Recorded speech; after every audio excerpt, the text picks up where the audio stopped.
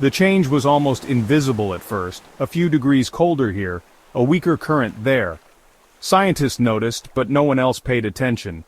The Atlantic meridional overturning circulation, the great ocean conveyor belt that regulates Earth's climate, was slowing. It had been happening for years, but this time it wasn't stopping. Then, the first signs appeared. Fishing crews off the East Coast reported something strange. The water felt heavier. Ships moved sluggishly, like something was resisting them. The currents that had guided mariners for centuries were gone. The ocean had stopped moving. Within months, the entire system collapsed. The Gulf Stream, the current that carries warm water up the Atlantic, vanished. The North Atlantic turned to ice as Europe was plunged into an instant deep freeze. Meanwhile, the tropics boiled, trapped in unbearable heat without ocean circulation to balance the temperature. Hurricanes became permanent, spinning in place like monstrous whirlpools over the same locations. The oxygen in the water dropped, marine life died in staggering numbers, dead zones spread like a plague, expanding across coastlines. Fishermen pulled up nets full of lifeless, rotting fish, suffocated by an ocean that no longer breathed. Coral reefs already weakened turned bone white and crumbled into dust.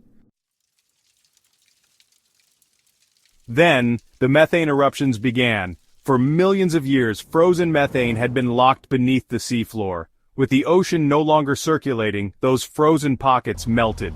Towers of fire erupted from the water, massive explosions of methane igniting the sky. Coastal cities experienced firestorms raining from the sea, blackening the skies and poisoning the air. But the worst was yet to come. The ocean, now a massive stagnant basin, became a breeding ground for something ancient. Bacteria and plankton, long buried under the deep sea, began to bloom. Some were harmless, others were not. Diseases that hadn't existed for millions of years returned.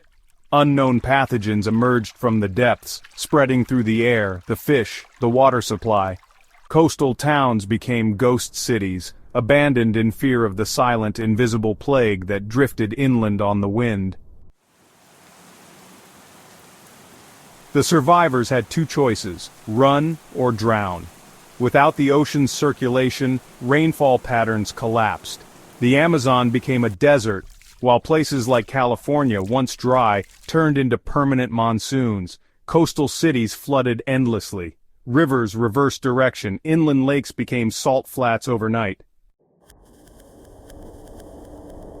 And then the ocean itself started to die. Its surface, once full of waves and storms, became as still as glass. The once great abyss, Earth's cradle of life, became a dead sea. By the time the world realized what had happened, it was too late. The ocean wasn't just water, it was the Earth's lungs, its circulatory system, its heartbeat. And now the planet was suffocating, not in fire, not in war, but in silence. The silent sea.